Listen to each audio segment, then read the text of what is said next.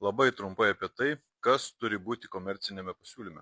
Kaip žinia, vis dar turime senųjų pavyzdžių, kaip skaičiuojamos sąmatos ir kaip pateikiami komerciniai pasiūlymai užsakovams.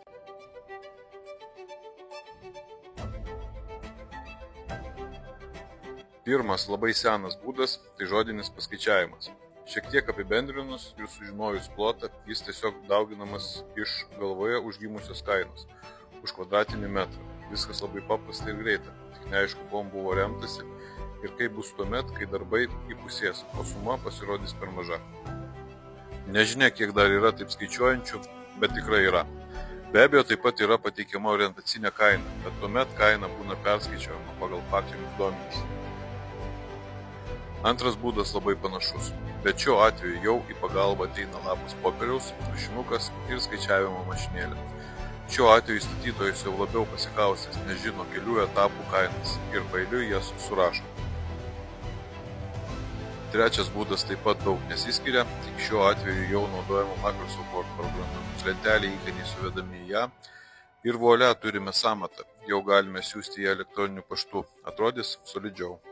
Antras ir trečias būdas – nežinia, kuom remtasi, ar buvo daryta kainų analizė, ar domėtasi tuometinėmis kainomis, gal tai 3 metų senumo kainos, o gal uždėtas antkainis iš akies, kad tikrai neapsirikti.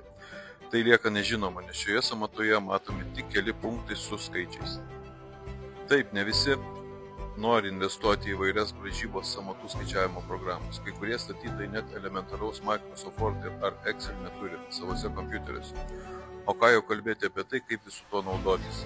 Bet laikai, kai statybinių medžiagų parduotuvėje būdavo labai ribotas medžiagų pasirinkimas, jau praeityje. Dabar asortimentas labai platus ir prekybininkų yra begalė, todėl ir skaičiavimas sudėtingėja.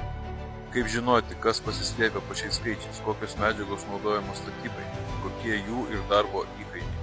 Nedaugžodžiausiu apie tai, kad elementariai sąmatai yra būtini brėžiniai, nes tik tokiu būdu sužinomi tikslus medžiagų kiekiai bei darbų apimtis. Toliau duomenys suvedami į sąmatinę programą su tuometiniais darbų ir medžiagų įkainiais. Sąmata tampa komerciniu pasiūlymu, kuriame galima matyti visą darbų ir medžiagų išklotinę su visais kiekiais ir įkainiais. Turint visus šios duomenys gali kilti tik tokie svarstymai, ko atsisakyti, ką pakeisti ar kuom papildyti. O taip pat visada padeda viską aiškiau suvokti pateikti konstrukciniai grindų, sienų, stogo bei pertvarų konstrukciniai mazgai. Taigi, modulinis namas tai nepigus statinys, todėl kur ir į ką bus investuojami pinigai yra žinoti būtina.